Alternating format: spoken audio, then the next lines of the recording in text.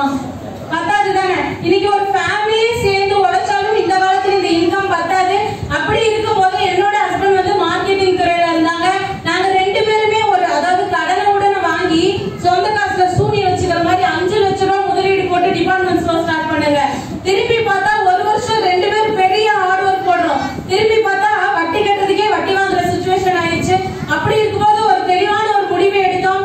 யாராவது ஒருத்தர் கடையை ரன் பண்ணலாம், ஒருத்தர் ஏதாவது ஒரு அடிஷனல் ஒர்க்குக்கு போகலாம் அப்படின்னு நம்ம முடிவெடுக்கும் போது கரெக்டா சார் மூலியமா தான் எங்க கடையில தான் இந்த வாய்ப்பு கிடைச்சிச்சு.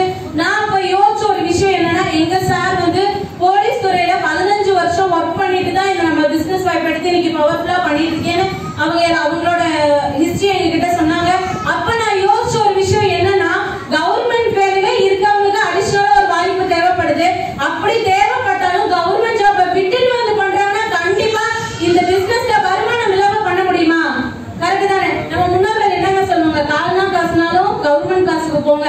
அப்படிப்பட்ட ஒரு வாய்ப்பையும் விட்டுட்டு வந்து பண்றாங்கன்னா கண்டிப்பா வருமானம் இல்லாம பண்ண முடியாதுன்னு நம்ம கம்பெனியை பத்தி நம்ம ப்ராடக்ட் பத்தி எல்லாமே அனலைஸ் பண்ணி கூகுள்ல எல்லாம் அனலைஸ் பண்ணி பார்த்துட்டு சாரோட வருமானத்தை பார்த்துட்டாங்க. நான் மறுபடியும் ஓகே 14 லட்சம் ரூபாய் கடனோட இந்த பிசினஸ் வாய்ப்புல வந்தேங்க.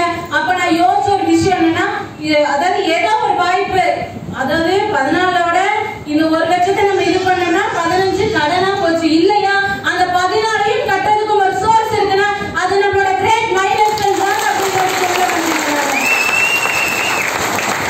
பாத்தீங்கன்னா அந்த வாய்ப்பு உண்மையிலே நம்ம சொல்றோம், காரணங்கள் சொல்றோம், பணம் இல்ல நேரம் இல்ல, கரெக்ட் தானே? அப்படி ஒரு வாய்ப்பு சொல்லிட்டு இருக்கோம். இன்னைக்கு நான் யாரையுமே இந்த பிசினஸ்ல எந்த ஒரு இதுவுமே கேட்க கிடையாது. என் ஃபேமிலி, என் சொந்த பந்தம் யாருமே கேட்க முடியாது. இந்த வாய்ப்பை நான் எடுக்கிறதுக்கே என்னோட ஹஸ்பண்டோட பர்மிஷன் மட்டும் தான் வேணும். ஏன்னா அவங்க சப்போர்ட் ஒண்ணு இருந்தாலே போதும், என்னால வெளியில வர முடியும். இந்த பிசினஸ் வாய்ப்பு யாரு, அதாவது வெளியில எல்லாரும் ஒவ்வொரு ஒர்க்குக்கு போயிட்டு இருக்கோம். ஆண்கள் தனியா வேலைக்கு போறோம், பெண்கள் தனியா வேலைக்கு போறோம். யாராவது யாருக்கு சப்போர்ட் பண்றாங்களா? கரெக்ட் தானே? இப்ப நான் சம்பாதிக்கிறேன், வெளியில ஒரு துறையில நான் சம்பாதிக்கிறேன்னா என்னோட வருமானம் அப்படியே என்னோட கணவருக்கு வருமா? கண்டிப்பா கிடையாதுங்க. ஹஸ்பண்ட் வைஃபா ஒரு ஃபேமிலியா சேர்ந்து செய்யறதுக்கு ஒரு துறை இருக்குன்னா நம்மளுடைய கிரேட் டைரக்டர் மட்டும்தான் இந்த இடத்துல இந்த வாய்ப்பு அப்படியே மெதுவா கொஞ்சமா ரன் பண்ணோம். இன்னைக்கு பாத்தீங்கன்னா இது ஒரு டீம் சப்போர்ட் தான். நான் மட்டும் இந்த இடத்துல வந்துட்டேன்னா கண்டிப்பா கிடையாது. நாங்க மேடமோட டிஓபி பிரசன்டேஷன் நடக்கும்போதுதான் உள்ள என்ட்ரி கொடுத்தோம்.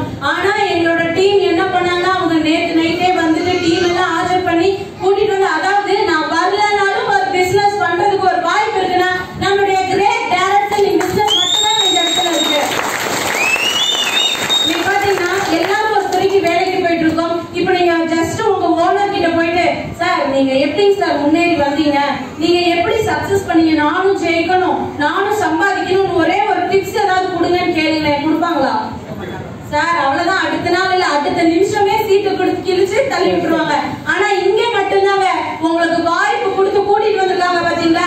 அவங்க கைய மட்டும் பிடிச்சா போதும், ஒரே ஒரு வருஷம் நம்ம லீடர் என்ன சொல்றாங்களோ அவங்க சொல்லி கொடுத்து அதெல்லாம் அவங்க ஆல்ரெடி சிஸ்டம்ல ஃபாலோ பண்ணி தான் வச்சிருக்காங்க.